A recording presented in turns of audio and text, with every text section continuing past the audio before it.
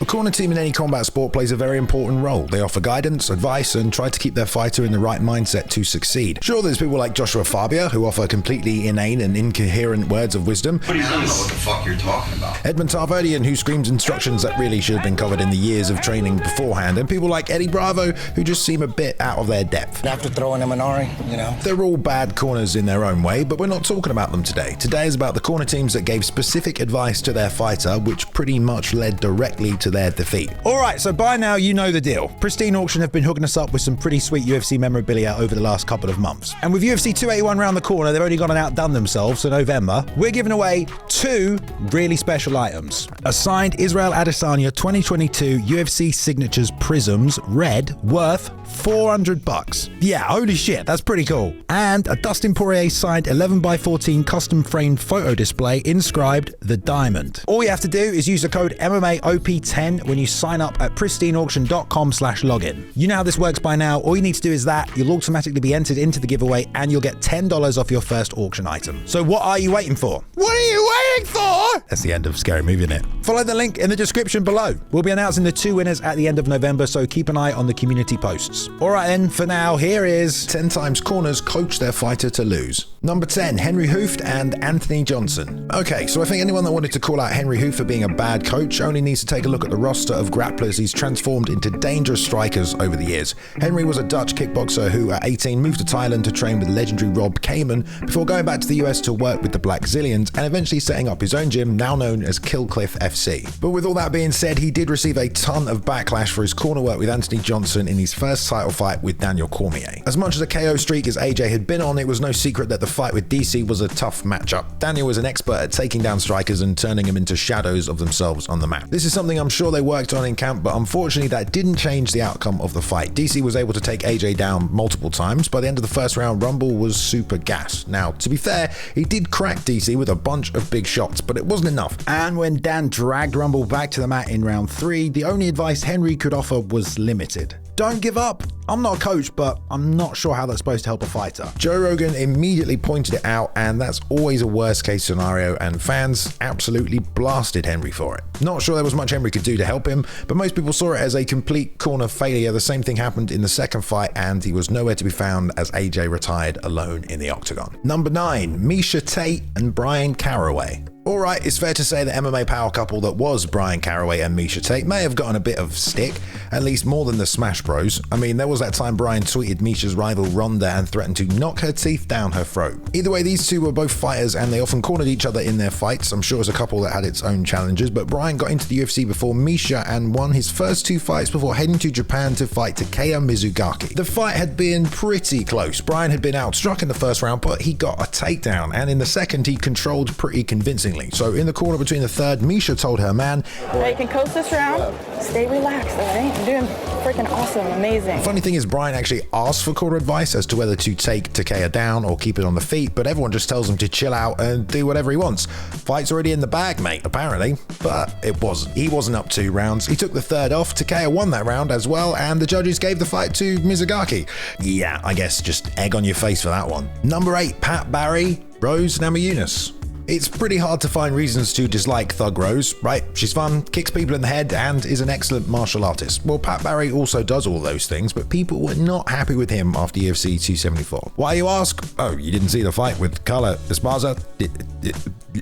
The one that got called the worst title fight in UFC history? A fight that saw possibly the greatest at 115 pounds kind of just begrudgingly give away her title, like handing over the N64 controller for your mate to have a go when they came over. Well, most of us got that the last time these two fight, Rose was maybe a little too aggressive and it got her taken down and controlled, but the game plan this time around seemed to be, well, to do nothing. The crowd booed the fighters at the end of every round, where the focus seemed to be on staying as far away from Carla as possible. By the third round, Pat Barry motioned to the booing crowd and told Rose, "You're doing it right. This is what we want." Like, I suppose that makes all the sense for your game plan, but at the same time, in what world does that actually make any sense at all? Regardless that this is the entertainment business, it really showed that Rose was not doing enough to secure these rounds, and she probably could have afforded to open up a little bit more. Rose did just fine in every grappling exchange, and Trevor was telling her she's better everywhere, so why not be more aggressive?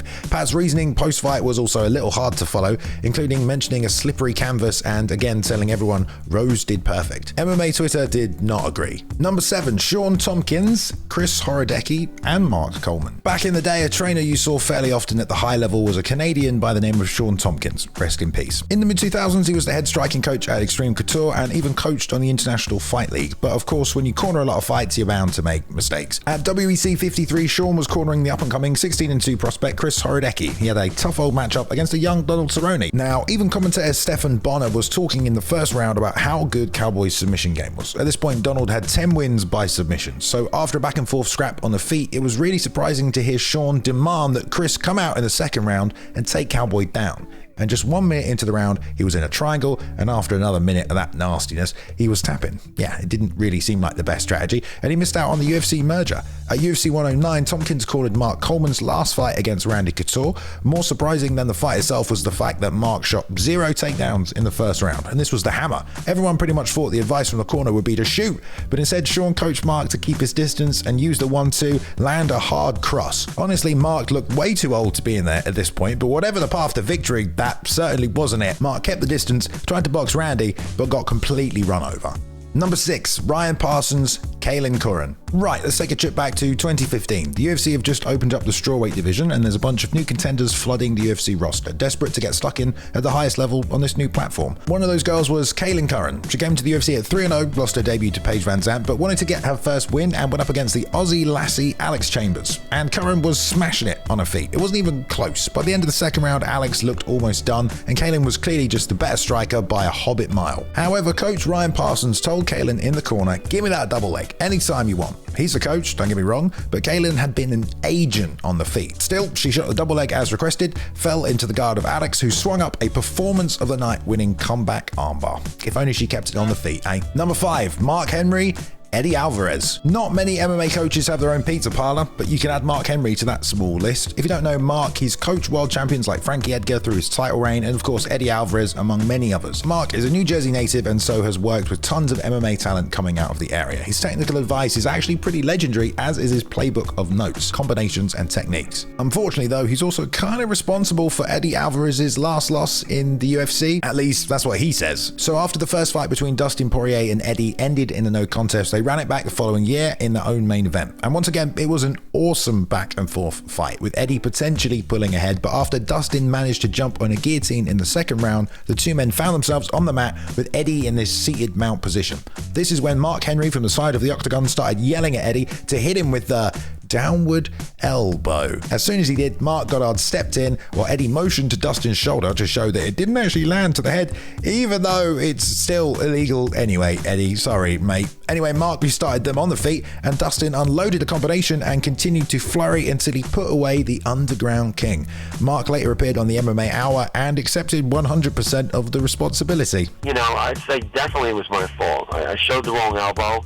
I'm no idiot. I know what elbow I meant, but it's not what I showed. Number 4, Andreas Michael Alexander Gustafsson. Out in Stockholm, the All-Star Gym has done a great job of establishing itself as a powerhouse of European MMA, and a massive part of that has been Andreas Michael, the owner and head coach, who transitioned from coaching the Swedish Olympic boxing team to mixed martial arts. He was responsible for the rise of Alexander Gustafsson, and even now is integral as the head coach and corner of Khamzat Chimaev. But speaking of the Mauler, I don't know if many of you will remember the massive stadium show the UFC put on at the Tele2 Arena. It was only the second stadium show they'd ever done and the second biggest attendance they'd ever had. They also started the main card at 2 a.m. and it wasn't even a pay-per-view. Go figure, I guess. It was a title eliminator though between Rumble Johnson and Gustafsson, and as with a lot of highly anticipated fights, someone got eye-poked in the first minute. That person was Rumble, so they had a brief break in the action, but as soon as Mark Goddard clapped them back in, Alex could be seen looking at his corner as Andreas Michael shouts at the top of his lungs, "Front kick!" So Alex goes, "Well, I guess I'm gonna throw one of those," whether AJ heard it or not, which he probably did if Alex heard it, let's face it. It didn't matter because he caught it and pummeled Alex full pelt with the hardest right hand he possibly could.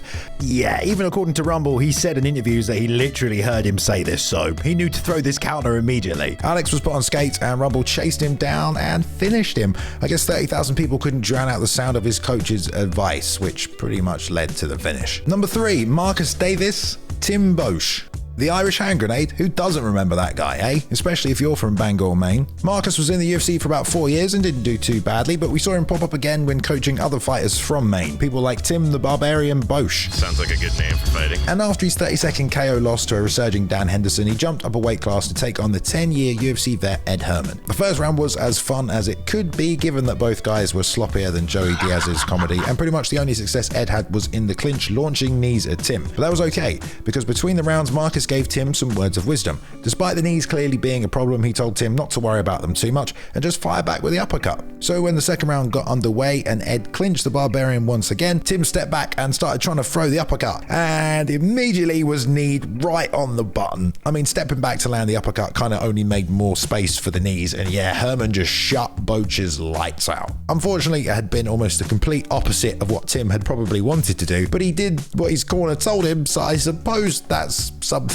Number 2, Petr Yan. After Petr finally won the vacant title, people were so hyped on having him as a defending champion. Taking on the rest of the division, it just seemed, well, awesome. But that is not what happened at UFC 259. His first defense was Aljamain Sterling, and after 3 rounds, he was firmly dominating the fight, and it looked like he was about to polish Aljo off in the final rounds. With 1 minute left in the fourth, Sterling kind of fell into a double leg. Yan forced him to his knees, and they were left in this classic UFC stalemate position, where one guy is trying to stay grounded so he doesn't leave himself open to knees to the head. But apparently, Yan, after 7 UFC fights, still wasn't 100% up to date on the rules. He looked at his corner for advice on what to do, and one coach, Marcus DeMata, yelled, "Just punch," 3 times, which is great. 10 out of 10 advice, mate. But someone else in the corner yelled something else out in Russian, and Yan went on to knee Aljo in the face, which was, of course, given their position, illegal. We went to the commentators, and Daniel Cormier explained that according to Habib, another coach had shouted out to knee him in Russian. They showed the corner, and the guy on the left with the backwards hat shouts something at Yan when he turns to look to the corner, and then even celebrates